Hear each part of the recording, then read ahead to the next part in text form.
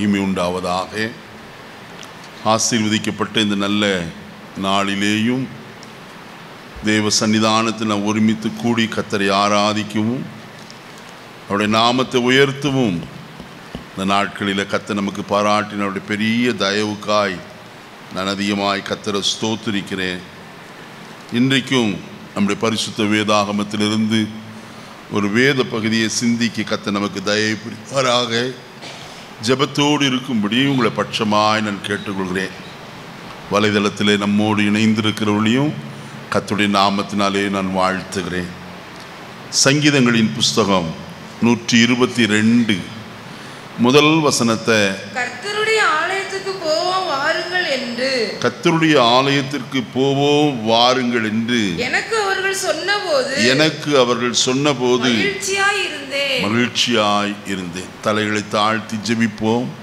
பரலோகத்தின் நல்ல பிதாவே, நல்ல வேளைக்காக தம்மை நன்றி நிறைந்த இதயத்தோடு நாங்கள் ஸ்தோத்திரம் செலுத்துகிறோம். இந்த வேத வசனத்தை எங்களுக்கு தந்திருக்கிறீர். எங்களோடு கூட நீர் பேசும். நாங்கள் கேட்கிறவர்களாய் மட்டுமல்ல, இந்த வசனத்தை எங்களுடைய வாழ்க்கையில் அப்பியாசப்படுத்தவும் எங்களுக்கு அனுக்கிரகம் செய்யும். ஆவியானவர் துணை புரிவீராக.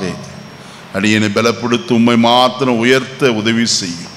கிருபை கூட இருக்கட்டும். இரட்சகர் நாமத்தில் வேண்டுகிறோம் நல்ல பிதாவே, ஆமென். மறுபடியுமா இந்த வசனத்தை வாசிக்கலாமே. கர்த்தருடைய ஆலயத்திற்கு போவோம் வாருங்கள் என்று எனக்கு அவர்கள் சொன்னபோது மகிழ்ச்சியாயிருந்தேன்.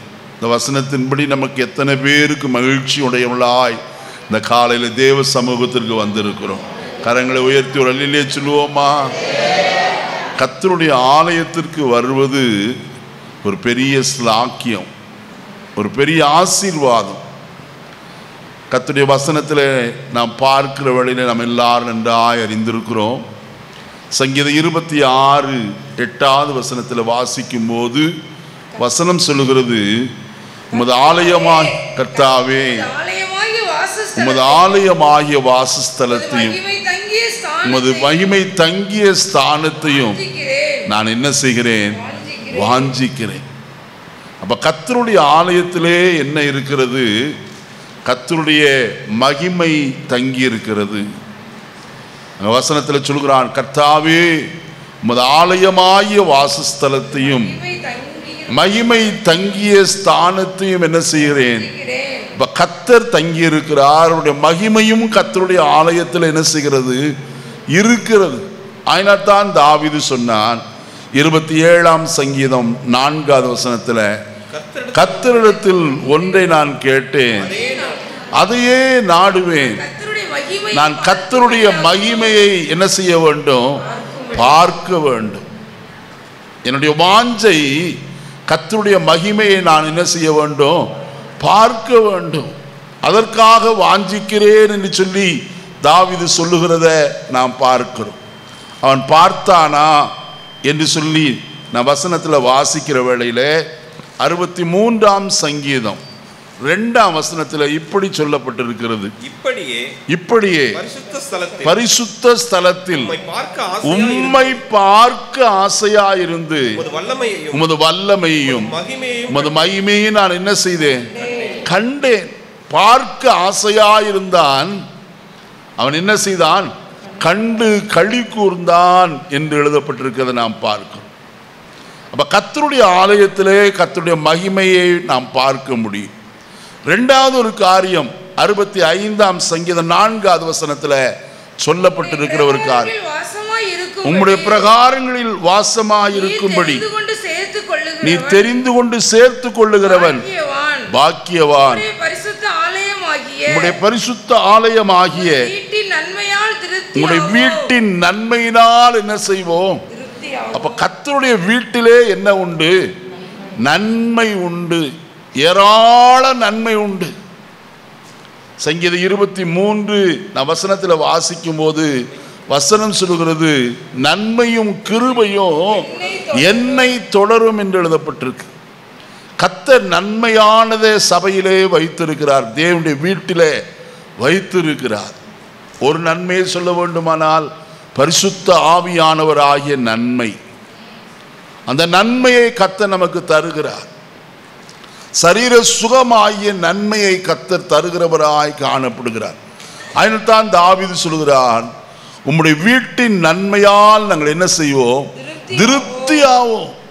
கர்த்தர் கொஞ்சம் கொடுக்கிறவர் அல்ல, திருப்தியாய் கொடுக்கிற தேவன். மூன்றாவது காரியம் அங்கே என்ன உண்டு என்று சொல்லி நான் வசனத்தில் வாசிக்கும் போது சங்கீதம் 122 நான் வாசிக்கலாம். இவ்விதமாக வாசிப்போமா? 4வது வசனத்தை வாசிப்போம். அங்கே இஸ்ரவேலுக்கு சாட்சியாக கர்த்தருடைய ஜனங்களாகிய கோத்திரங்கள் கர்த்தரின் நாமத்தை என்ன செய்கிறதற்கு? ஸ்தோத்தரிப்பதற்கு போகும் என்று எழுதப்பட்டிருக்கிறது. அப்ப கர்த்தருடைய நாமத்தை ஸ்தோத்தரிக்கிற இடம் எது? கர்த்தருக்கு நன்றி சொல்லுகிற ஒரு இடம் எது என்றால் கர்த்தருடைய வீடாகிய தேவாலயம். அருமையானே, எத்தனைதான் நன்றி சொன்னாலும் மிகையாகாது.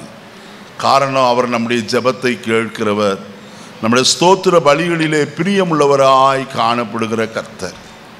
சங்கீதக்காரனே சொல்லுகிறார், 84ஆம் சங்கீதம் 11வது வசனத்தை வாசிக்கிறவழிலே, தேவனாய கர்த்தர் சூரியனும் 10வது வசனம், 1000 நாளை பார்க்கிலும் உமது பிரகாரங்களில் செல்லும் ஒரே நாள் நல்லது. ஆகாமிய கூடாரங்களில் வாசமாயிருப்பதை பார்க்கிலும் என் தேவனுடைய ஆலயத்தின் வாசற்படியிலே, பாருங்கள், கர்த்தருடைய ஆலயத்தின் வாசற்படியிலே நான் என்ன செய்வேன்? தங்கியிருப்பதையே நாடுவேன் என்று சொல்கிறார். அப்படியானால் கர்த்தருடைய ஆலயத்தை வாஞ்சித்த ஒரு தாவீது எவ்வளவு மேன்மை உள்ளவனாய் காணப்படுகிறார். இன்னைக்கு நம்முடைய ஜீவிதத்தில் தேவனுடைய வீட்டை குறித்த ஒரு வைராக்கியமும் வாஞ்சையும் அதிகமாய் காணப்பட வேண்டியது அவசியம்.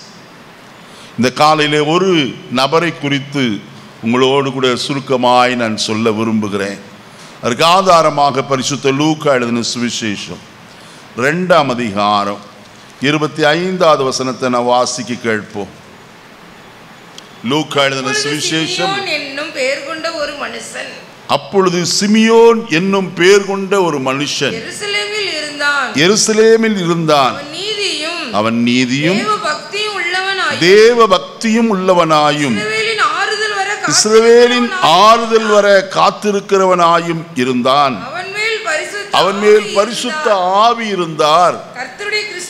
கர்த்தருடைய கிறிஸ்துவை நீ காணும் முன்னே மரணமடைய மாட்டா என்று பரிசுத்த ஆவியினாலே அவனுக்கு அறிவிக்கப்பட்டும் இருந்தது. அவன் ஆவியின் ஏவுதலினாலே தேவாலயத்திலே வந்திருந்தான். போதும். இங்கே ஒரு மனுஷன் சிமியோன் என்று பெயர் கொண்டவன் கர்த்தருடைய ஆலயத்திற்கு வந்தானா? எப்படி வந்தான்? தேவனுடைய ஆவியின் ஏவுதலினாலே தேவனுடைய ஆலயத்திற்கு வருகிறவனாய் காணப்பட்டான். மனுஷர் சொல்லி வரல, மற்றவர்கள் சொல்லி அவன் கர்த்தருடைய ஆலயத்திற்கு வரவில்லை. கர்த்தருடைய ஆவியானவர் அவன் என்ன செய்தார்? ஏவினார். அருமையானே, ஏவுதல் என்று சொல்லும்போது பலவிதமான ஏவுதல்கள் பரிசுத்த வேதாகமத்தில் சொல்லப்பட்டிருக்கிறத நாம் பார்க்கிறோம். நான் வசனத்தை வாசிக்கிற வேளையில நியாயாதிபதிகளின் புஸ்தகத்தில் இவ்விதமாய் ஒரு மனுஷன் ஏவப்பட்டான் என்று எழுதப்பட்டிருக்கிறத நான் வாசிக்கலாம். 13 கடைசி வசனம், 13ஆம் அதிகாரம் கடைசி வசனம். அவன் சோராவுக்கும் எஸ்தாவோலுக்கும் நடுவில் உள்ள தானின் பாளையத்தில் இருக்கையில் கர்த்தருடைய ஆவியானவர் அவனை ஏவ துவக்கினார். கர்த்தருடைய ஆவியானவர் அவனை ஏவுகிறார் என்று கர்த்தருடைய வசனத்திலே நான் வாசிக்கும் போது அறிந்து கொள்ள முடிகிறது. இன்னொரு மனுஷன் ஏவப்பட்டான் என்று எழுதப்பட்டிருக்கிறத பரிசுத்த வேதத்திலே நான் வாசிக்க முடியும். வாசிப்போமா? அங்கே 1 நாளாகமத்தின் புஸ்தகம் 21ஆம் அதிகாரம் 1 வசனத்தை வாசியுங்கள். சாத்தான் இஸ்ரவேலுக்கு விரோதமாய் எழும்பி இஸ்ரவேலை தொகையிடுகிறதற்கு தாவீதை என்ன செய்தான்? கர்த்தரும் ஏவுகிறவர், பிசாசும் என்ன செய்கிறவர்? ஏவி விடுகிறவன். ஆனால் சரியாய் நாம் புரிந்து கொள்ள வேண்டும். நிதானிக்கும் தன்மை நன்றாய் நாம் அறிய வேண்டும். யார் நம்மை ஏவுகிறது? யோவாப் சொன்னான், இது வேண்டாம், கர்த்தர் தம்முடைய ஜனங்களை ஆசீர்வதித்திருக்கிறார், நாம் என்ன வேண்டிய அவசியம் இல்லை என்று தடுத்தும் தாவீதுடைய சத்தம் உயர்ந்திருந்தபடியினாலே ஏவினார். அங்கே சாத்தானுடைய ஏவுதலுக்கு கீழ்ப்படிந்து தொகையிடுகிறவனாய் காணப்பட்டான். கடைசியில நடந்த சம்பவத்தை நமக்கு தெரியும். கர்த்தருடைய கைகளிலே நான் என்ன செய்வேனாக, விழுவேனாக என்று சொல்லுகிறவனாய் காணப்பட்டான். இன்றைக்கு கர்த்தருடைய ஆவியானவர் நம்மை ஏவுகிறவராய் காணப்படுகிறவர். கர்த்தருடைய ஆவியானவர் யாரை ஏவுகிறார் என்று நாம் முதலாவது புரிந்து கொள்ள வேண்டும். இங்கே வசனத்தில் சொல்லப்பட்டிருக்கிறது, சிமியோன் என்னும் ஒரு பேர் கொண்ட ஒரு மனுஷன் எங்கே இருந்தான்? எருசலேமில், பரிசுத்த நகரத்திலே, அதுவும் தேவனுடைய ஆலயம் இருக்கிற இடத்திலே அவன் வாசம் செய்கிறவனாய் காணப்பட்டான். உலகத்தில் ஒரு பழமொழி சொல்லுவாங்க, கோயில் இல்லாத ஊர்ல என்ன செய்ய வேண்டாம், குடியிருக்க வேண்டான்னு சொல்லுவாங்க. அதை போல அவன் எருசலேமிலே குடியிருக்கிறவனாய் காணப்பட்டான். இரண்டாவது அவனுடைய குணாதிசயம் என்னவென்றால் அவன் நீதி உள்ளவனாய் காணப்பட்டவன். அருமையானே, நீதி உள்ள ஒரு மனுஷன், தேவ நீதியை நிறைவேற்றுகிறவனாய் காணப்பட்டவன், கர்த்தருக்கு பயந்து ஜீவித்த ஒரு மனுஷன் என்று சொன்னால் அது மிகையாகாது. அடுத்தபடியாய் அவன் எப்படிப்பட்டவனாம்? தேவ பக்தியுள்ளவனாய் காணப்பட்டவன். தேவ பக்தி வசனத்தில் என்ன வாசிக்கும் போது வசனம் சொல்லுகிறது, 1 தீமோத்தேயு 6ஆம் அதிகாரத்தில் என்ன வாசிக்கிற வழியில 10வது வசனம் இப்படியாய் சொல்லுகிறது நாம் பார்க்கலாம். 1 தீமோத்தேயு 6:10, போதும் என்கிற மனதுடனே கூடிய தேவ பக்தியே. 9வது வசனமா? மேல இருக்கு 6வது வசனம் வாசிங்க. போதும் என்கிற மனதுடனே கூடிய தேவ பக்தியே. அப்போ தேவ பக்தி உள்ள மனுஷன் என்ன செய்வான்? போதும் என்று திருப்தி கொள்கிறவனாய் காணப்படுவான். பரிசுத்த வேதத்தில் நீதிமொழிகளின் புஸ்தகத்தில் ஒரு காரியத்தை சாலமோன் ஞானி சொல்லுகிறத நான் வாசிக்கலாம். 30ஆம் அதிகாரத்தில் வாசிக்கும் போது, அட்டைக்கு 2 குமாரத்திகள் உண்டு, அது தாத்தா என்று என்ன செய்யும்? எத்தனாவது வசனம்? 15 தானமா? 15வது வசனம். தாத்தா என்கிற 2 குமாரத்திகள் அட்டைக்கு உண்டு, திருப்தி அடையாத 3 உண்டு, போதும் என்று சொல்லாத 4 உண்டு. அவையாவன பாதாளமும் மலட்டு கற்பமும் தண்ணீரால் திருப்தி அடையாத நிலமும் போதும் என்று சொல்லாத அக்கினி. இதெல்லாம் என்ன செய்யாது? போதும்னு சொல்லி திருப்தி அடையவே அடையாது. இன்றைக்கு மனுஷனுடைய வாழ்க்கையிலையும் அப்படித்தான். எத்தனை வந்தாலும் என்ன செய்யாது? போதும் என்கிற அந்த திருப்தி அடைகிற தன்மையே வருகிறது இல்லை. ஆனால் தேவ பக்தி உள்ள ஒரு மனுஷன் போதும் என்று சொல்லுகிறவனாய் காணப்படுவான். கர்த்தர் எனக்கு கொடுத்தது போதும். இவன் தேவ பக்தி உள்ளவனாய் காணப்பட்டவன். 3வது அவனுடைய வாழ்க்கையிலே ஒரு காரியம் இருந்தது. இஸ்ரவேலின் ஆறுதல் வர அவன் என்ன செய்திருந்தான்? காத்திருந்த மனுஷனாய் காணப்பட்டவன். அருமையானே, வேற எதற்கும் காத்திருக்கவில்லை. வயது சென்ற மனுஷன் அவன் வேற எதற்காயும் காத்திருக்கவில்லை. அவன் காத்திருந்ததெல்லாம் எதற்கென்றால் இஸ்ரவேலின் ஆறுதல் வர காத்திருந்தான். காரணம் என்ன தெரியுமா? அவனுக்கு ஒரு வாக்குத்தத்தம் கொடுக்கப்பட்டிருந்தது. அங்க வசனத்தில் வாசிக்கும் போது வசனம் இவ்விதமாய் சொல்லப்பட்டிருக்கிறது, கர்த்தருடைய கிறிஸ்துவை நீ காணும் முன்னே நீ என்ன செய்ய மாட்டாய்? உனக்கு மரணமே வராது. நீ யாரை காண்பாய்? கிறிஸ்துவை உன் கண்கள் காணும். அருமையானே, காத்திருக்கிற மனுஷரை கர்த்தர் காணும்படிக்கு செய்கிற தேவன். அவர்கள் பாக்கியவான்கள் என்று கர்த்தருடைய வேதம் சொல்லுகிறது. ஏசாயா 30ஆம் அதிகாரம் 18வது வசனத்தை வாசிக்கிற வேளையில அங்கே வசனம் இப்படி சொல்லுகிறது. ஏசாயா 30:18, ஆனாலும் உங்களுக்கு இறங்கும்படி கர்த்தர் காத்திருப்பார், உங்கள் மேல் மனதுருகும்படி எழுந்திருப்பார். கர்த்தர் நீதி செய்கிற தேவன். அவருக்கு காத்திருக்கிற அனைவரும் எப்படிப்பட்டவர்கள்? பாக்கியவான்கள். அவருக்கு காத்திருக்கிற அனைவரும் பாக்கியவான்கள். நாம் காத்து இளைத்து போயிருக்கிறோம். கர்த்தருடைய வேதம் சொல்லுகிறதே, நெடுநாள் காத்திருக்கிறதல் இருதயத்தை என்ன செய்யும்? இளைக்க பண்ணும் என்று சொல்லி. அருமையானவர்களே, இருதயத்தை இளைக்க பண்ணுகிற காரியம் காத்திருக்குதல். ஆனால் அடுத்த வார்த்தை விதமாய் சொல்கிறது, விரும்பினது வரும்போதோ ஜீவ விருட்சம் போல காணப்படும். இவனிடத்தில் கர்த்தருடைய வாக்குத்தத்தம் கொடுக்கப்பட்டிருந்தது. கர்த்தருடைய கிறிஸ்துவை நீ காணும் முன்னே என்ன செய்ய மாட்டாய்? மரணம் அடைய மாட்டாய். நீ சாகவே மாட்டே. கிறிஸ்துவை கண்டுதான் உனக்கு மரணம். வாக்குத்தத்தத்தை பிடித்து கொண்டு அதற்காய் காத்திருக்கிறவனாய் காணப்பட்டார். காரணம் என்ன? இவரால் தான் இஸ்ரவேலுக்கு என்ன வரப்போகிறது? ஆறுதல் வரப்போகிறது. ஜனங்கள் ஆறுதல் அடைய போகிறார்கள். மரண இருளிலே இருக்கிற ஜனங்களுக்கு என்ன செய்யும்? வெளிச்சம் உதிக்கும். இருளில் இருக்கிற ஜனங்கள் பெரிய வெளிச்சத்தை என்ன செய்வார்கள்? காண்பார்கள். தரித்திரருக்கு சுவிசேஷம் அறிவிக்கப்படும். சிறைப்பட்டவர்களை விடுதலையாக்குவார். வாக்குத்தத்தங்கள் நிறைவேறும். அந்த வாக்குத்தத்தமாகிய ஆறுதலுக்காக சிமியோன் காத்திருந்தான். அவனை காத்திருந்த போதெல்லாம் அவனை உற்சாகப்படுத்தினது ஒருவர் உண்டு, அவனுக்குள்ளே இருந்து. அங்கே வசனம் சொல்கிறது, அவன் மேல் பரிசுத்த ஆவியானவர் இருந்தார் என்று எழுதப்பட்டிருக்கு. அவன் மேல் ஆவியானவர் காணப்பட்டார். அந்த ஆவியானவர் சிமியோன் என்ன செய்தார்?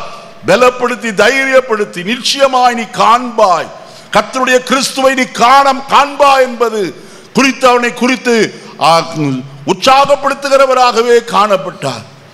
அநேக சந்தர்ப்பங்களிலே நாமும் சோர்ந்து போய் விடுகிறோம். வாக்குத்தத்தங்கள் நிறைவேறுமா, கர்த்தர் சொன்னது நிறைவேறுமா என்று சொல்லி. ஆனால் கர்த்தருடைய ஆவியானவர் அடிக்கடியாய் நமக்கு சொல்லுகிற ஒரு வார்த்தை, நிச்சயமாய் நிறைவேறும், நிச்சயமாய் நிறைவேறும், நீ சோர்ந்து போகாது, தைரியமாயிரு என்று சொல்லி நம்மை தைரியப்படுத்துகிற ஆவியானவர் ஒருவர் உண்டே. அருமையான கர்த்தருடைய ஜனமே, இஸ்ரவேல் ஜனங்கள் மத்தியிலே எரேமியா தீர்க்கதரிசனம் உரைக்கிறவனாய் காணப்பட்டான். கர்த்தர் தம்முடைய ஜனமாய் இஸ்ரவேலை பாபிலோனிலிருந்து திரும்ப கொண்டு வந்து இஸ்ரவேலில் அவர்கள் என்ன செய்வார்? குடியமர்த்துவார், அவருடைய சிறையிருப்பை மாற்றுவார் என்று சொல்லி தீர்க்கதரிசனம் உரைக்கிறவனாய் காணப்பட்டான். ஆனால் ஜனங்கள் நம்பவில்லை. தீர்க்கதரிசியாய் எசேக்கியேலை கொண்டும் கர்த்தர் சொல்லுகிறவராய் காணப்பட்டார். இந்த காலைவெளியில வசனத்தை வாசித்தோமே 12ஆம் அதிகாரத்தில், கர்த்தர் நிச்சயமாய் என்ன செய்கிறவர்? நிறைவேற்றுகிறவர். ஆகாய் தீர்க்கதரிசன புஸ்தகத்தை வாசிக்கிறோமே, குறித்த காலத்திற்கு தரிசனம் இன்னும் என்ன செய்யப்பட்டிருக்கிறது? வைக்கப்பட்டிருக்கிறது. அது என்ன செய்யாது? பொய் சொல்லாது. அது தாமதித்தாலும் அது என்ன செய்யும்? நிச்சயம் நிறைவேறுகிறதாய் காணப்படும். இந்த காலையில் அருமையான கர்த்தருடைய பிள்ளைகளே, ஒன்று சொல்ல நான் விரும்புகிறேன். சிமியோன் அந்த ஆறுதலுக்காய் காத்திருந்தான். காத்திருந்த அவனுடைய கண்கள் என்ன செய்தது? அந்த கிறிஸ்துவை கண்டது என்று கர்த்தருடைய வசனத்தில் வாசிக்கிறோம். வசனத்தை பாருங்கள். அங்கே சொல்லப்பட்டிருக்கிற வார்த்தை 28வது வசனத்தில், அவன் அவரை தன் கைகளில் ஏந்தி கொண்டு தேவனை ஸ்தோத்தரித்து, ஆண்டவரே உமது வார்த்தையின்படி உமது அடியேனை இப்பொழுது சமாதானத்தோடு போக விடுகிறீர், புறஜாதிகளுக்கு பிரகாசிக்கிற ஒளியாகவும் மகிமையாகவும் முன்பாக ஆயத்தம் பண்ணின உம்முடைய இரட்சணியத்தை என் கண்கள் என்ன செய்தது? ஹல்லேலூயா. யோசேப்பும் இயேசுவின் தாயாய மரியாளும் அங்கே கர்த்தருடைய வசனத்தில் சொல்லப்பட்ட பிரகாரமாய் சுத்திகரிப்பின் நாட்கள் நிறைவேறி கர்த்தருக்கு முதற்பேரான பிள்ளையை ஒப்பு கொடுக்கவும் பலி செலுத்தவும் கர்த்தருடைய ஆலயத்திற்கு வந்தபோது சிமியோன் கர்த்தரால் ஏவப்பட்டு சரியாய் வந்து பிள்ளையாகி இயேசுவை தன் கைகளில் என்ன செய்தான்? வாங்கி கொண்டான். எத்தனையோ பேர் இந்த ஆலயத்திற்கு குழந்தைகளோடு வந்திருப்பார்கள். ஆனால் கர்த்தருடைய ஆவியானவர் சரியாய் அவனை நடத்துகிறவராய் காணப்பட்டார். இந்த காலையில் ஒன்று சொல்லுகிறேன், ஆவியானவர் நடத்துவாரானால் அவர் சீராய் சிறப்பாய் சரியாய் நம்மை நடத்துகிற தேவனாய் காணப்படுகிறவர். வேறே வழியில நம்மை நடத்துகிறவர் அல்ல. ஆவியானவர் சிமியோன் மேல் காணப்பட்டாரே, அவனை நடத்தினார். ஆலயத்திற்கு வரும்படி ஏவுதல் கொடுத்தார். வந்தவன் யோசேப்பும் மரியாளும் தங்கள் கைகளில் பிள்ளை ஏந்தி கொண்டு வந்தபோது அதை தன் கைகளிலே வாங்கினான். முதலாவது அந்த பிள்ளையை தன் கையில ஏந்தி கொண்டு கர்த்தரை என்ன செய்தான்? ஸ்தோத்திரிக்கிறவனாய் காணப்பட்டான். அவன் சொன்ன வார்த்தை, உங்களுடைய இரட்சணியத்தை என் கண்கள் என்ன செய்தது? கண்டது. கர்த்தருக்கு காத்திருக்கிற ஜனம் நிச்சயமாய் வாக்குத்தத்தத்தை தங்கள் கண்களால் என்ன செய்யும்? காணும். காணாதபடிக்கு கர்த்தர் விடுகிறவர் அல்லவே அல்லையா. ஐநத்தன் வசனத்தில் வாசித்தோம் சற்று நேரத்திற்கு முன்பு, கர்த்தருக்கு காத்திருக்கிறவர்கள் பாக்கியவான்கள். சிமியோனுக்கு ஒரு பெரிய பாக்கியம், கிறிஸ்துவை காணும் ஸ்லாக்கியம். இன்றைக்கு நம்முடைய வாழ்க்கையில தேவனுடைய ஆலயத்திற்கு நாம் வந்திருக்கிறோமே, கிறிஸ்துவை காணும்படிக்கு கர்த்தர் நமக்கு உதவி செய்வாராக. அவரை காணும் கண்கள் பாக்கியம் உள்ளது.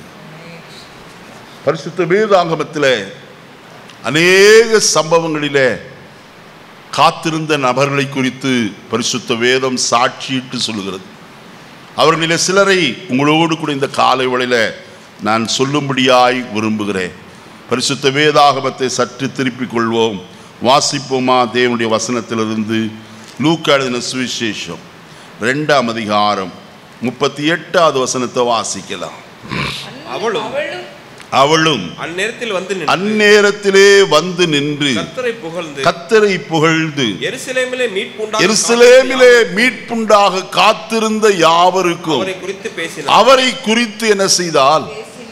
இதே 2ஆம் அதிகாரத்தில் மற்றொரு ஸ்திரீ, அவளும் கர்த்தருடைய ஆலயத்தை விட்டு என்ன செய்யாமல் நீங்காமல் காணப்பட்டவள். அவள் நீ குறித்து கர்த்தருடைய வேதம் சொல்லுகிறத மேல் வசனங்களில் நான் வாசிக்க முடியும். ஆனால் 38வது வசனத்தில் சொல்லப்பட்டிருக்கிறது, அவளும் அந்நேரத்திலே என்ன செய்து வந்து நின்று கர்த்தரை என்ன செய்தாலாம்? புகழ்ந்து எருசலேமுக்கு மீட்புண்டாக காத்திருந்த யாவருக்கும் அவரை குறித்து என்ன செய்தாள்? அருமையானே, எருசலேமின் மீட்பு வரும் என்று காத்திருந்த அநேகர் அங்கே காணப்பட்டார்கள். எப்படியாயிலும் எருசலேம் அந்நியருடைய கையிலே இருந்து என்ன செய்யப்படும்? மீட்கப்படும் என்று காத்திருந்த அநேகர் உண்டு. அவர்கள் எல்லாருக்கும் இவரால் தான் மீட்பு உண்டு என்று சொல்லி என்ன செய்தால்? பேசுகிறவளாய் காணப்பட்டார். கிறிஸ்துவை அறிவிக்கிறவளாய், அவர் யார் என்று, மீட்பர் என்று சொல்லி அவர் அறிவிக்கிறவளாய் காணப்பட்டார். அவளை குறித்து 36வது வசனத்திலிருந்து வாசிக்கும் போது, அவள் ஆசேருடைய கோத்திரத்தாள். ஆசேருக்கு ஒரு பெரிய ஆசீர்வாதம் உண்டு. என்ன தெரியுமா? ஆதியாகமத்தின் புஸ்தகம் 48ஆம் அதிகாரத்திற்கு வருவோமா?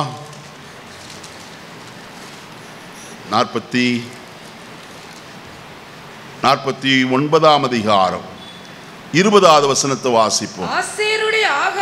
ஆசேருடைய ஆகாரம் எப்படி இருக்குமா? குளுமையாயிருக்கும். ராஜாக்களுக்கு வேண்டியவைகள் எல்லாம் அவன் தருவான். அப்ப இவ ஆசேருடைய கோத்திரத்தால் ராஜாக்களுக்கு வேண்டியதை அவள் என்ன செய்வாள்? யார் ராஜாக்கள்?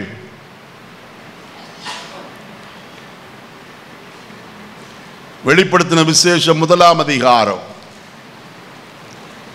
6வது வசனத்தை வாசிங்க. நம்மிடத்தில் அன்பு கூர்ந்து நம்மை கழுவி தம்முடைய பிதாவாகி தேவனுக்கு முன்பாக நம்மை என்னவாய் மாற்றுகிறார்?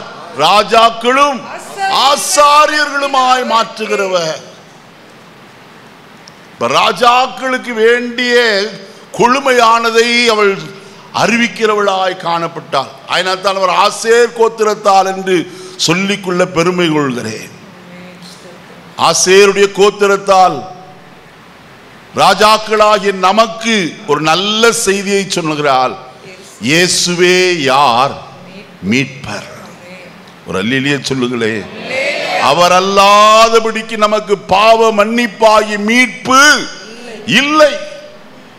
அவர் மூலமாய்த்தான் நாம் என்ன செய்யப்பட்டிருக்கிறோம்?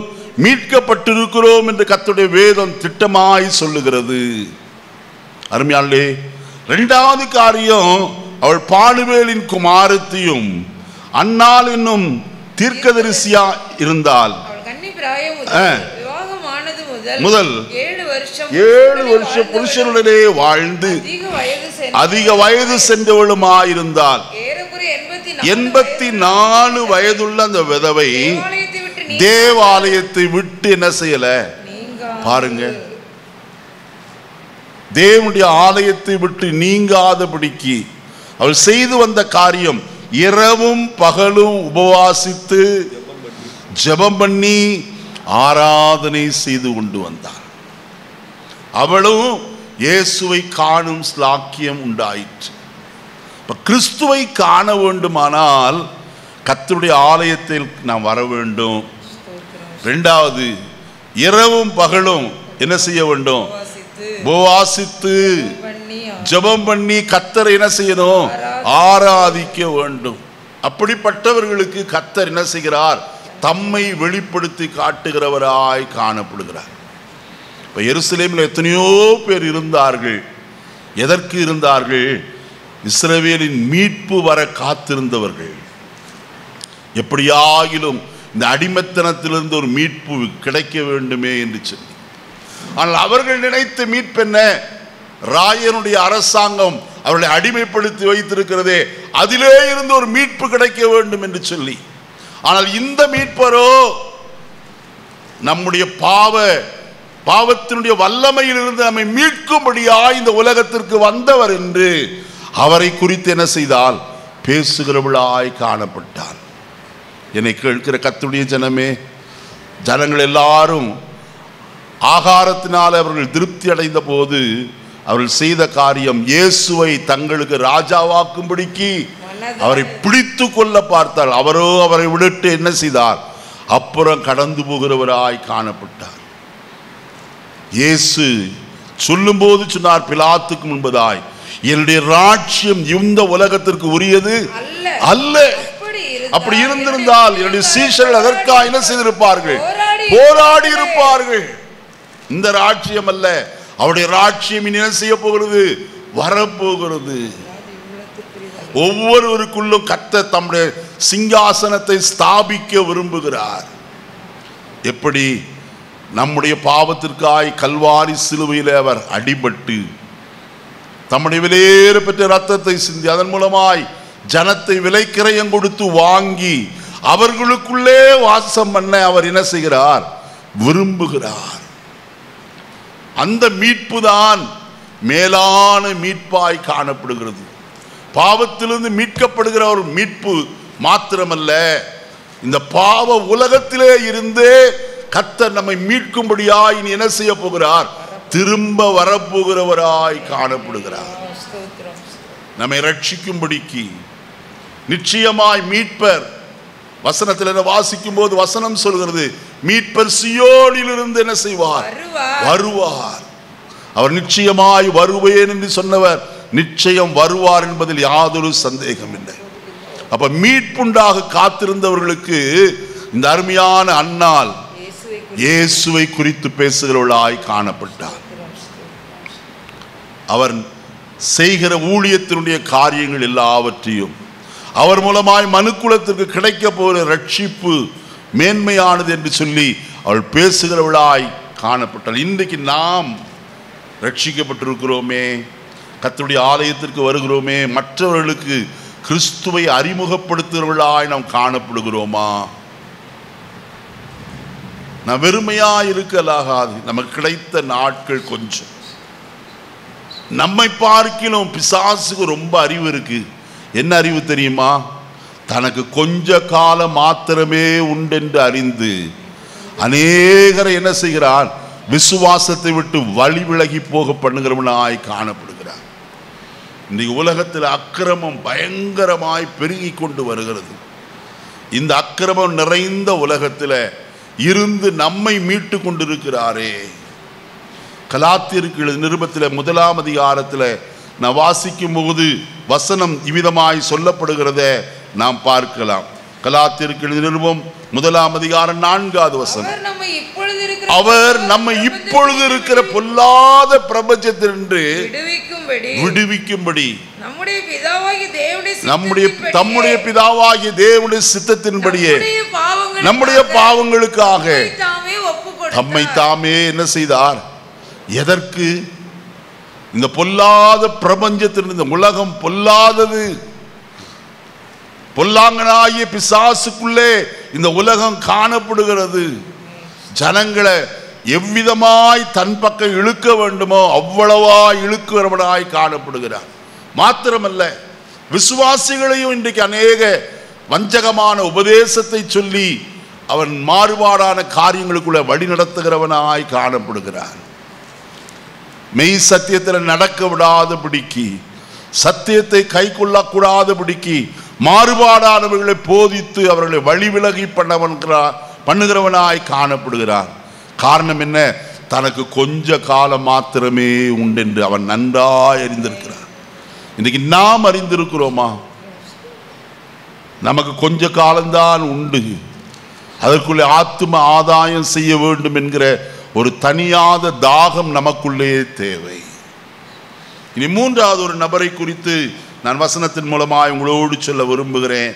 சங்கீதங்களின் புஸ்தகம் 40 1வது வசனத்தை நான் வாசிக்க கேட்போம். கர்த்தருக்காக பொறுமையுடன் காத்திருந்தேன், அவர் என்னிடமாய் சாய்ந்து என் கூப்பிடுதலை கேட்டார். இங்கே மற்றொரு மனுஷன் காத்திருந்தானா? யார் அவன்? தாவீது. இங்க வசனம் சொல்லுகிறது, கர்த்தருக்காக பொறுமையோடு என்ன செய்திருந்தேன்? காத்திருந்தேன். அவன் காத்திருந்த இடம் எது? வசனம் சொல்லுகிறது 2வது வசனம், பயங்கரமான குழியிலும் உளையான சேற்றிலே இருந்து கர்த்தருக்காக என்ன செய்கிறான்? காத்திருக்கிறவனாய் காணப்படுகிறான். கர்த்தரை நோக்கி கூப்பிடுகிறான். அதனால்தான் வசனம் சொல்லுகிறது, அவர் என்னிடமாய் சாய்ந்து என் கூப்பிடுதலை என்ன செய்தார்? கேட்டார். மாத்திரமல்ல, அந்த சேற்றிலே இருந்து, உளையிலே இருந்து என்னை தூக்கி எடுத்து என் கால்களை கன்மலையின் மேல் நிறுத்தி என் அடிகளை உறுதிப்படுத்தி நமது தேவனை துதிக்கும் புதுப்பாட்டை அவர் என் வாயிலே என்ன செய்தார்? கொடுத்தார். அநேகர் அதை கண்டு பயந்து கர்த்தரை என்ன செய்வார்கள்? நம்புவார்கள். எப்படியாயில் இந்த குழியிலே இருந்து நான் தூக்கப்பட வேண்டுமே. நம்ம எல்லாருக்கும் தெரியும் இந்த உளையான சேறு எது என்று சொல்லி. 1 பேதுரு 3ஆம் அதிகாரம் 3வது வசனத்தில் வாசிக்கும் போது வசனம் சொல்லுகிறது, 1 பேதுரு 3:3 மயிலப்பா 4:3 4:3 சென்ற வாழ்நாள் காலத்திலே நாம் பிரஜாதிகளின் இஷ்டத்தின்படி நடந்து கொண்டது போதும். அப்பொழுது நாம் காம விகாரத்தையும் துரிச்சைகளை நடப்பித்து மதுபானம் பண்ணி களியாட்டு செய்து வெறி கொண்டு அருவருப்பான விக்கிரக ஆராதனை செய்து வந்தோம். அந்த துன்மார்க்க உலை எது? துன்மார்க்க உலை. மறுபடியும் அந்த 3வது வசனத்திற்கு வருவோம். நாம் பிரஜாதிகளுடைய இஷ்டத்தின்படி நடந்து கொண்டது போதும். அப்பொழுது நாம் காம விகாரம், துரிச்சை, மதுபானம், களியாட்டு, வெறி, அருவருப்பான விக்கிரக ஆராதனை, இது எல்லாம் என்னவா இருக்கிறது? துன்மார்க்க உளையாய் காணப்படுகிறது. அந்த உளையான சேற்றிலிருந்துதான் நம்மளுடைய கர்த்தருடைய கரம் என்ன செய்தது? தூக்கி எடுத்தது. தூக்கி எடுத்து என்ன செய்தது? கன்மலையின் மேல் நம்மை நிறுத்தி வைத்திருக்கிறது. நாம் நிறுத்தப்பட்ட இடம் கன்மலை என்பதை நன்றாய் அறிய வேண்டும். அந்த கன்மலை வேறு யாரும் அல்ல, கிறிஸ்துவே அந்த கன்மலையாயிருக்கிறார். அவர் மேல் நாம் உறுதியாய் நிற்க கர்த்தர் நம்மை வைத்திருக்கிறார். அடிகளை நிறுத்தி நம்முடைய அடிகளையும் அவர் என்ன செய்திருக்கிறார்? உறுதிப்படுத்தி இருக்கிறார். நாம் உறுதியாய் நிற்கிறோம் என்று நினைக்க வேண்டாம், அவர் நம்மை உறுதிப்படுத்துகிறவராயிருக்கிறார்.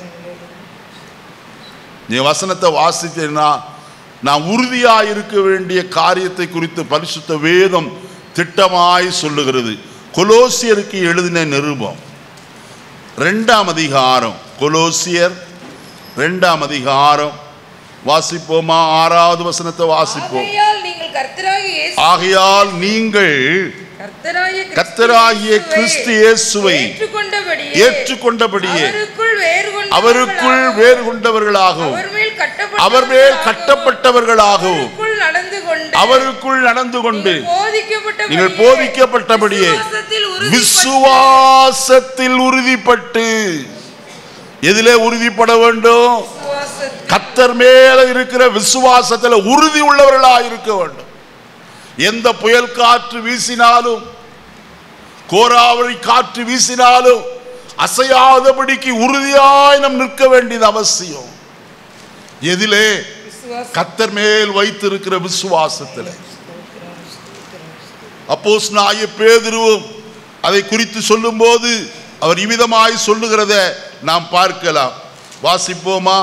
1 பேதுரு 5ஆம் அதிகாரம் 9வது வசனம். 1 பேதுரு 5:9. விசுவாசத்தில் உறுதியாயிருந்து. பாருங்க, நம்முடைய விசுவாசத்தை அசைக்கும்படிக்கு பிசாசு பயங்கரமாய் கிரியை செய்கிறவர்.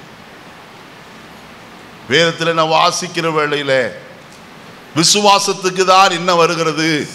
பரீட்சை வருகிறது.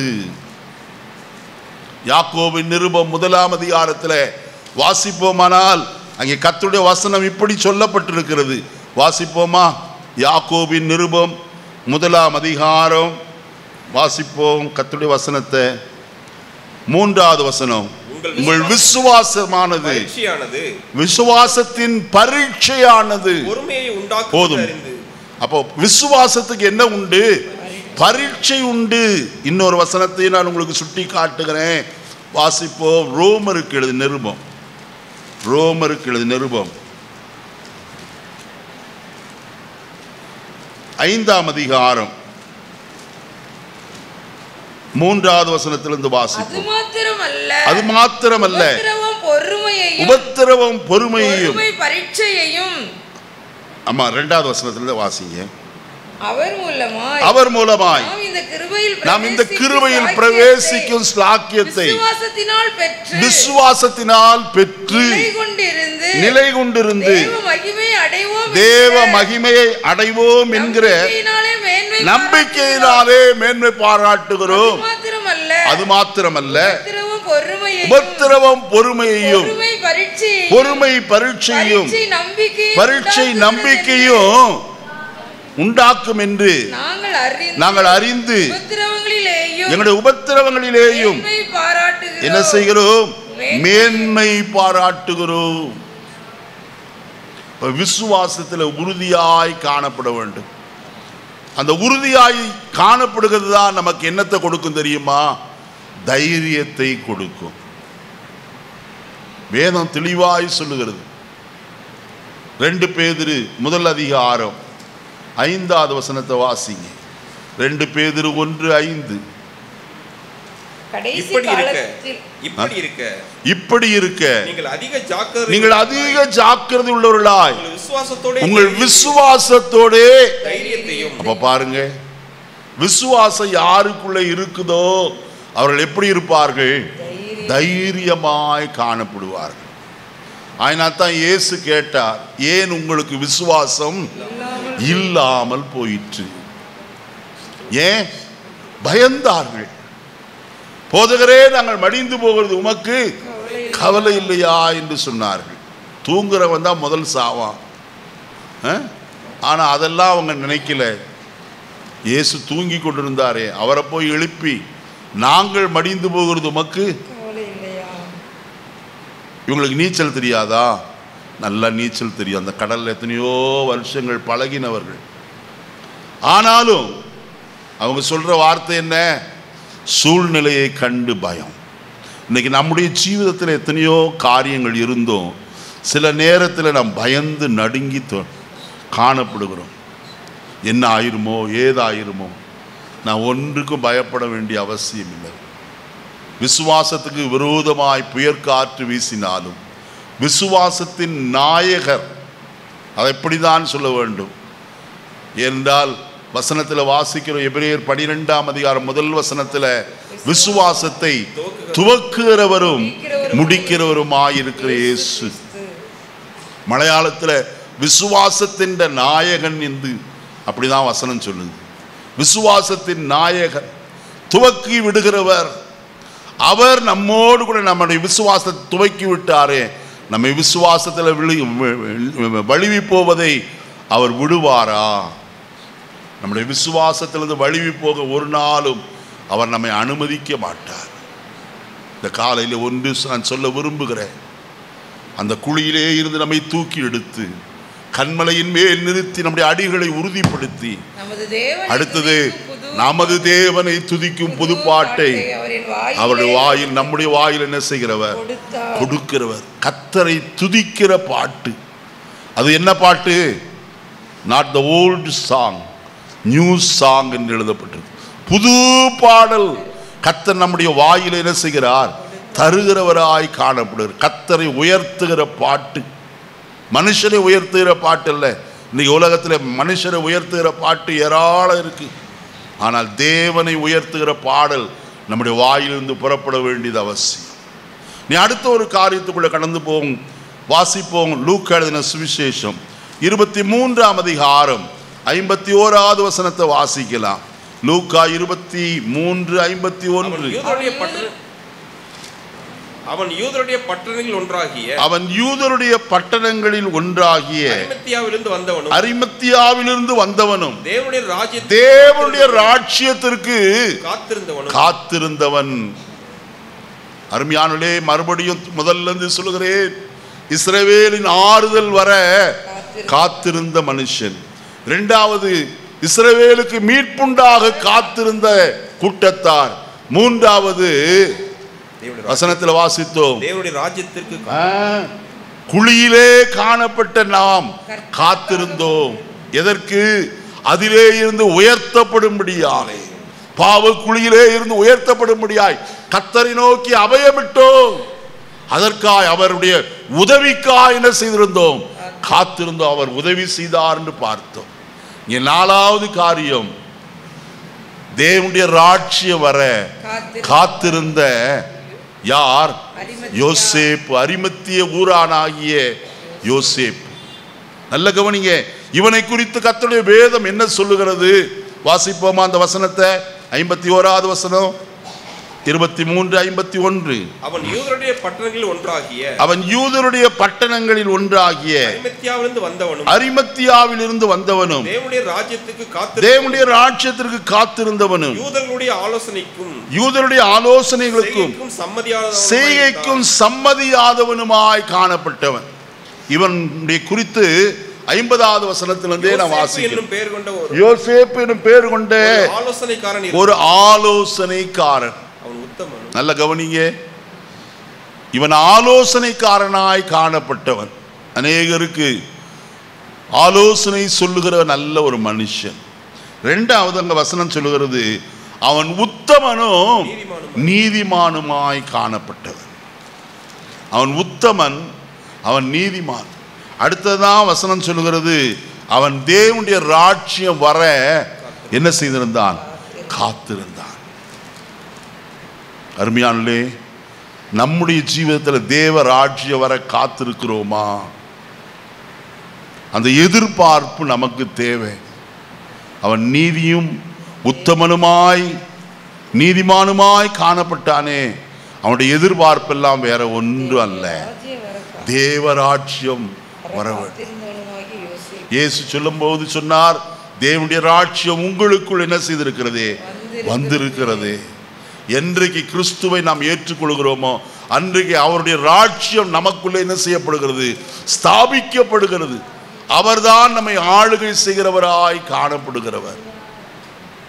இந்த யோசேப்பு தேவராட்சியம் வர காத்திருந்த மனுஷனாயிருந்தான். அவனுடைய வாழ்க்கையில ஒரு காரியம் என்ன தெரியுமா? யூதருடைய செய்கைக்கும் ஆலோசனைக்கும் அவன் சம்மதிக்கவே இல்லை. யூதருடைய செய்கை என்ன? இயேசுவை கொலை செய்ய வேண்டும். அதற்கு அவர்கள் ஆலோசனை பண்ணி கொண்டிருந்தார்கள். ஆனால் இவனோ அந்த ஆலோசனைக்கு எல்லாம் என்ன செய்யவில்லை? சம்மதிக்கவே இல்லை. காரணம் என்ன தெரியுமா? வாசிங்க கர்த்தருடைய வசனத்தை. யோவான் எழுதின சுவிசேஷம் 19ஆம் அதிகாரம் வாசிப்போமா? 38வது வசனத்தை வாசி. இவைகளுக்கு பின்பு அரிமத்திய ஊரானும் யூதருக்கு பயந்ததினால் இயேசுவுக்கு யாராயிருந்தான்? அந்தரங்க சீஷனாய் காணப்பட்டவர். யாராயிரம் அவனுடைய சீஷன் என்று அறிக்கையிட்டால் அவர்களை கர்த்தருடைய ஆலயத்தை விட்டு புறம்பாக்கி விடுவார்கள். ஆயினாலே அவன் பயந்தவனாய், யூதருக்கு பயந்தவனாய் இருந்தபடியினாலே அவன் கிறிஸ்துவுக்கு என்ன செய்தான்? அந்தரங்க சீஷனாய் காணப்பட்டவன். அடுத்தது வசனத்தை வாசி. யோசேப்பு இயேசுவின் சரீரத்தை எடுத்துக்கொண்டு போகும்படி பிலாத்துவிடத்தில் என்ன செய்தான்? உத்தரவு கேட்டான். தைரியமாய் போனான். அந்த இயேசுவின் சரீரத்தை எனக்கு என்ன செய்யும்? தாரும் என்று சொல்லி தைரியமாய் கேட்டு அதை துய்யதான மெல்லிய புடவையினாலே சுற்றி, அங்கே வசனத்தில் வாசிக்கிறோம், அங்கே வெள்ளை போலம் மற்ற எல்லாவற்றினாலும் அதை என்ன செய்தான்? அவனுடைய சரீரத்தை எடுத்து யூதர்கள் அடக்கம் பண்ணும் முறைமையின்படி சுகந்த வர்க்கங்களுடனே சுற்றி கட்டினார்கள். பாத்தீங்களா? அப்புறம் தான் கொண்டு போய் அவனுடைய கல்லறையில், அவனுக்காய் வட்டி வைக்கப்பட்டிருந்த கல்லறையிலே இயேசுவை வைத்தார். யோசித்து பாருங்க. இவனுடைய எதிர்பார்ப்பு, இவனுடைய காத்திருக்குதல் எதற்கு? தேவனுடைய ராஜ்யம் வர வேண்டும். அருமையானே, இனி தேவனுடைய ராஜ்யம் சீக்கிரமாய் வெளிப்பட போகிறது. இன்றைக்கு நமக்குள்ளே அந்த ராஜ்யம் காணப்பட்டாலும் இனி இந்த பூலோகத்தில் அவர் 1000 வருஷம் அரசாட்சி செய்யும்படியாய் சீக்கிரமாய் வெளிப்பட போகிறார். அதற்கு நாம் காத்திருக்கிறோமா? பரிசுத்தவான்கள் அவரோடு சேர்த்து கொள்ளப்படுவார்கள்.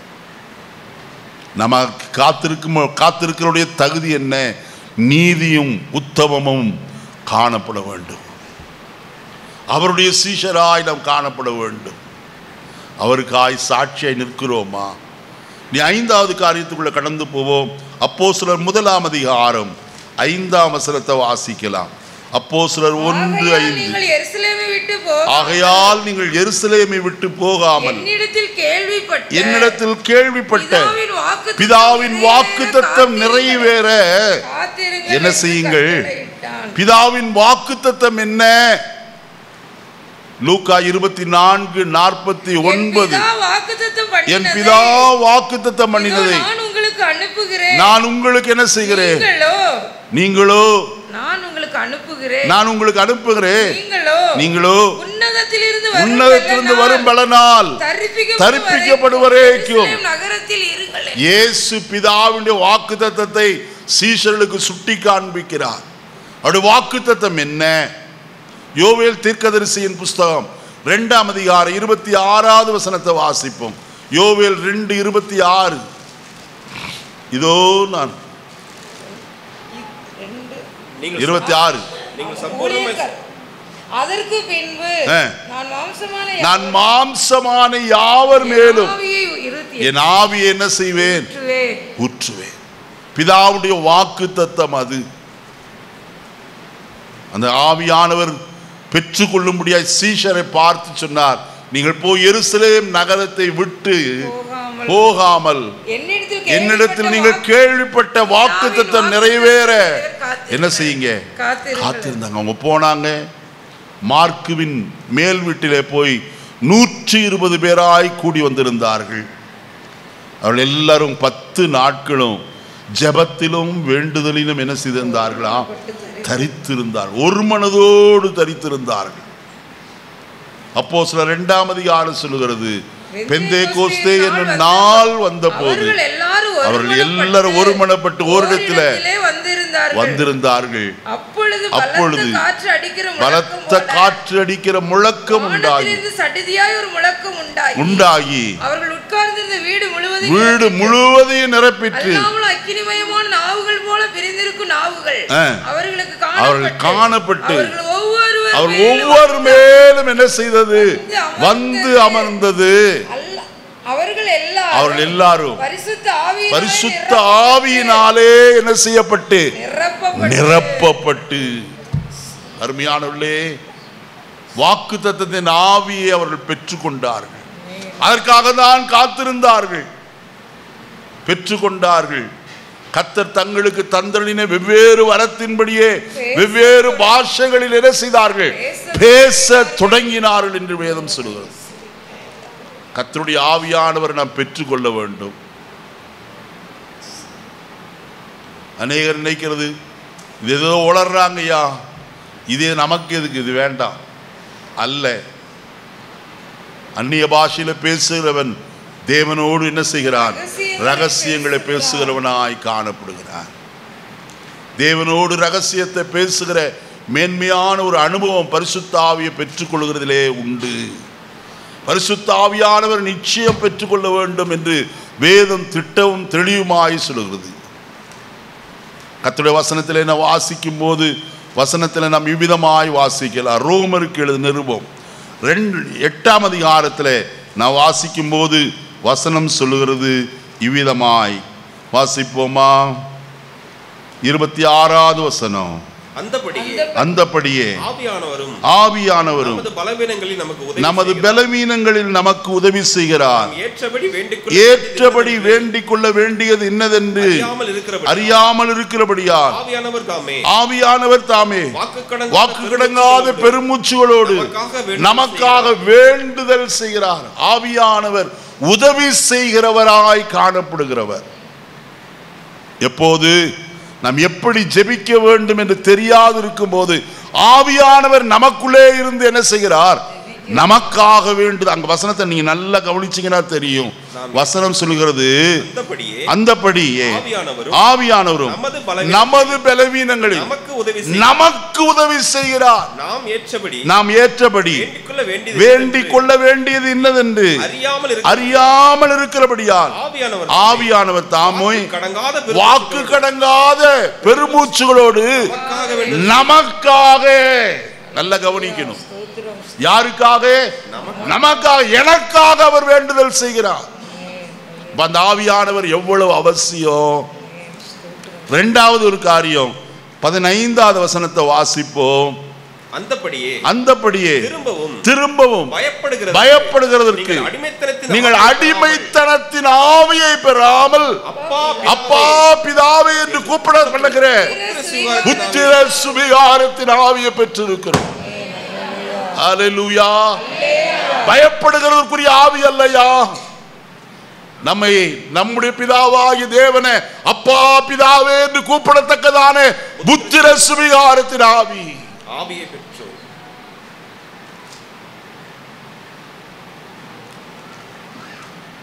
என்னுடைய பிள்ளைகள் என்னை பார்த்து அப்பா என்று சொல்லி கூப்பிடுவாங்க.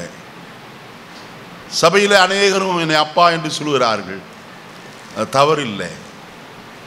ஆனால் எல்லாருக்கும் உரிய, என் சொந்த பிள்ளைகளுக்கு உரிய உரிமை மற்றவர்களுக்கு என்ன இல்லை இல்லை. ஆனால் ஆவியானவர் மூலமாய் அந்த உரிமையை நாம் தேவனிடத்திலிருந்து என்ன செய்கிறோம்? பெற்றுக்கொள்கிறோம். யூதன் என்றும் கிரேக்கன் என்றும் இல்லை, அடிமை என்றும் சுயாதீனன் என்றும் இல்லை. அருமையானே, நாம் அவருக்குள் ஒன்றாய் காணப்படும்படி ஆவியானவர் நம்ம என்ன செய்கிறார்? அந்த ஆவியை நமக்கு தந்திருக்கிறார். இந்த காலையில அந்த ஆவியானவரை நாம் பெற்று அனுபவிக்க வேண்டியது அவசியம். அந்த ஆவியானவரை பெற்றுக்கொண்டால் இன்னொரு நன்மையை நான் சொல்கிறேன். 14வது வசனத்தை வாசிப்போம். 8:14. மேலும் எவர்கள் தேவனுடைய ஆவியினாலே நடத்தப்படுகிறார்களோ அவர்கள் தேவனுடைய புத்திரராய். அப்போ நன்றாய் கவனிங்கள் கர்த்தருடைய வசனத்தை. முதலாவது நமக்காக வேண்டுதல் செய்கிறார். இரண்டாவது அப்பா பிதாவே என்று கூப்பிட பண்ணுகிற புத்திர சுவிகாரத்தின் ஆவி என்று பார்த்தோம். மூன்றாவது ஆவியானவர் நம்ம என்ன செய்கிறார்? நடத்துகிறவராய் காணப்படுகிறார். நடத்துகிற ஒரு சம்பவத்தை நான் வசனத்தை சொல்ல விரும்பவில்லை. அப்போஸ்தலர் நடபடிகளின் புஸ்தகம் 8ஆம் அதிகாரத்தில் அங்கே பிலிப்பை ஆவியானவர் என்ன செய்தார்? நடத்துகிறவராய் காணப்பட்டார். நீ வனாந்தர மார்க்கமாய் காசாவுக்கு போகிற வழியே போகிற அந்த ரதத்தோடு போய் என்ன செய்? சேர்ந்து கொள் என்று ஆவியானவர் அவனை ஏவினார், வழி நடத்தினார். என்னை கேட்கிற கர்த்தருடைய ஜனமே, ஆவியானவர் நமக்குள்ளே இருந்தால் அவர் நம்மை சரியாய் நடத்துகிறவராய் காணப்படுவார்.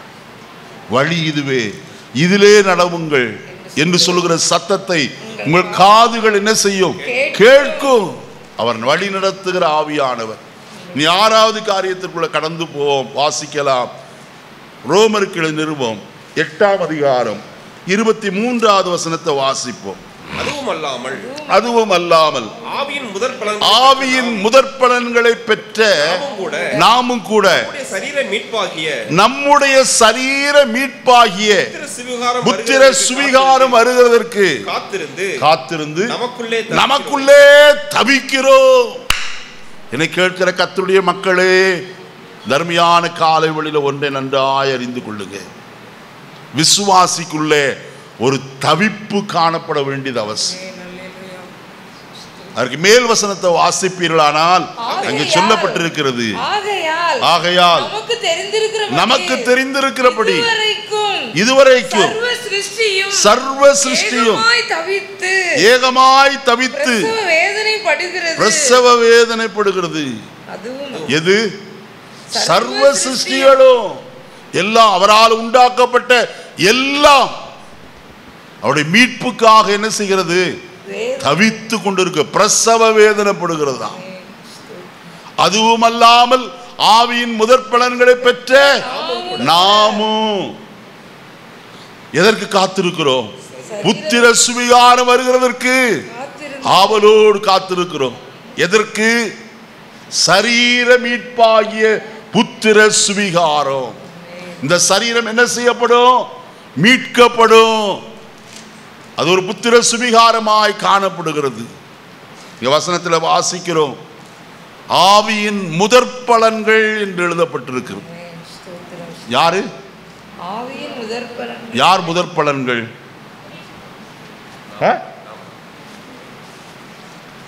முதற் பலன் யாருங்க? வாசிங்க. யாக்கோபு நிருபம் 1ஆம் அதிகாரம் 18வது வசனம். யாக்கோபு 1:18. அவர் சித்தம் கொண்டு தம்முடைய சிருஷ்டிகளில் நாம் முதற் பலன்களாவதற்கு. ஹல்லேலூயா. வசனத்தை வாசிங்க. அவர் சித்தம் கொண்டு தம்முடைய சிருஷ்டிகள் அவர் உண்டாக்கினாரே, எல்லா சிருஷ்டிகளிலும் நாம் முதற் பலன்கள் ஆவதற்கு நம்மை சத்திய வசனத்தினால் என்ன செய்திருக்கிறார்? ஹல்லேலூயா, ஹல்லேலூயா. வசனத்தினாலே நம்மை ஜனிப்பித்து இருக்கிறார் ஐயா. நாம் மறுபடியும் பிறந்திருக்கிறோம். புருஷ சித்தத்தினாலோ மாம்ச சித்தத்தினாலோ நாம் பிறவாதபடிக்கு நாம் ஆவியினாலே பிறந்திருக்கிறோம். என்னை கேட்கிற அருமையான கர்த்தருடைய ஜனமே, இந்த காலை வேளையில ஒன்றை அறிந்து கொள்ளுங்க. கர்த்தருடைய வசனம் சொல்லுகிறது, எல்லா சிருஷ்டிகளை பார்க்கிறோம் நாம் முதற் பலன்களாய் மாறுவதற்கு அவர் என்ன செய்திருக்கிறார்? சத்திய வசனத்தினாலே நம்மை ஜெனிப்பித்து இருக்கிறார். அப்ப யாரை வந்து சேர்க்க வருவார்? முதற் பலன்களை சேர்க்கும்படியாய் அவர் வரப்போகிறவர் ஐயா. அவருடைய வருகை சீக்கிரமாய் இருக்கிறது. அவருடைய வருகையிலே முதற் பலன்களாய் காணப்படுகிற நாம் அவரோடு சேர்க்கப்படுவோம். பின்புதான் மற்றவர்களுக்கு மீட்பு உண்டாகிறது.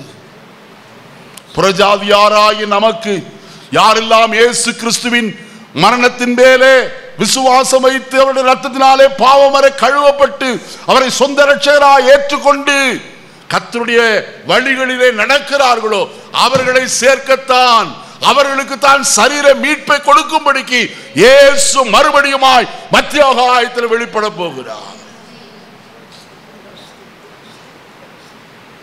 ஏன்னா இந்த சரீரம் மீட்கப்பட வேண்டும். இந்த சரீரம் எப்படிப்பட்டது? சாவுக்கு ஏதுவானது, அழிவுக்குரியது, நாசத்துக்குரியது. அருமையானே, 1 கொரிந்தியர் 15ஆம் அதிகாரத்தில் வாசிக்கும் அதை எல்லாவற்றையும் வாசிக்கலாம். நீங்க வீட்டில் போய் வாசித்துக்கொள்ள நேரம் இல்லை.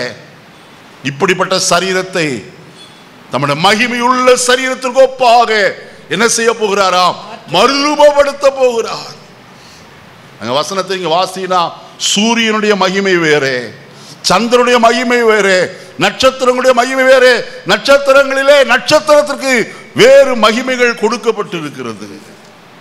ஆனால் நீங்களும் நானும் அதை பார்க்கலும் மேன்மையான ஒரு மகிமை அடைவோம். எப்படிப்பட்ட மகிமை? அவருக்கு ஒப்பாய் நம் மாறுவோம். கர்த்தருடைய வேதம் சொல்கிறதே, அவர் மேல் இப்படிப்பட்ட நம்பிக்கை வைத்திருக்கிறவன் எவனும் அவர் சுத்தமுள்ளவராயிருக்கிறது போல தன்னையும் என்ன செய்கிறான்? சுத்திகரித்துக் கொள்ளுகிறான். ஒவ்வொரு நாளும் பரிசுத்தன் மேல் பரிசுத்தம் அடைய வேண்டும். எப்படிப்பட்ட நம்பிக்கை? அவர் வெளிப்படும் போது அவர் இருக்கிற வண்ணமாகவே நாம் அவரை தரிசிப்பதினால் அவருக்கு ஒப்பாயிருப்போம் என்று அறிந்திருக்கிறோம். அவரை போல நாம் மாறுவோம் ஐயா. இந்த நம்பிக்கை எத்தனை பேருக்கு உண்டு? இயேசுவை போல நான் மாறணும். அவருடைய வருகையில நான் எடுத்துக்கொள்ளப்படும் போது அவருக்கு ஒப்பாய் நான் மாற வேண்டும். அதற்காய் நான் காத்திருக்கிறேன். கடைசி ஒன்றை நான் சொல்லி நிறைவு செய்கிறேன். எபிரேயர் 9ஆம் அதிகாரம் 28வது வசனத்தை வாசிப்போம். எபிரேயர் 9:28. கிறிஸ்துவும் அநேகருடைய பாவங்களை சுமந்து தீர்க்கும்படிக்கு ஒரே தரம் பலியிடப்பட்டு தமக்காக காத்து கொண்டிருக்கிறவர்களுக்கு ரட்சிப்பை அருளும்படிக்கு 2ஆம் தரம் பாவம் இல்லாமல் என்ன செய்வார்? ஹல்லேலூயா. தமக்காக காத்து கொண்டிருக்கிறவர்களுக்கு நாம் அவருக்காக காத்திருக்கிறோமா? ஒவ்வொரு நாளும் ஆண்டவரே வாரும், நான் உம்மை எதிர்கொண்டு அழைக்க காத்திருக்கிறேன் சொல்லுகிறோமா? ஆயத்தம் உண்டா நமக்குள்ளே? 10 கன்னிகைகள் மணவாளனை எதிர்கொண்டு அழைக்கும்படியாய் போனார்கள். அவர்கள் 5 பேர் புத்தி உள்ளவர்கள், 5 பேர் புத்தி இல்லாதவர்கள் என்று எழுதப்பட்டிருக்கிறது. காரணம், 5 பேர் மாத்திரமே ஆயத்தமாய் கடந்து போனவர்கள். அவர்கள் தான் உண்மையாய் காத்திருந்தவர்கள். மணவாளன் எப்பொழுது வருவார் என்று ஆயத்தத்தோடு காத்திருந்தார்கள். தங்கள் தீவட்டிகளோடு கூட எண்ணெயும் அவர்கள் என்ன செய்திருந்தார்கள்? வைத்திருந்தார்கள். இந்த காலையில் நான் ஒன்று சொல்கிறேன், நமக்கு ரட்சிப்பை அருளும்படிக்கு 2ஆம் தரம் பாவம் இல்லாமல் தரிசனமாக போகிற இயேசு சீக்கிரமாய் வெளிப்பட போகிறார். அவருடைய வருகைக்கு நாம் ஆயத்தப்படுவோமா? காத்திருப்போமா?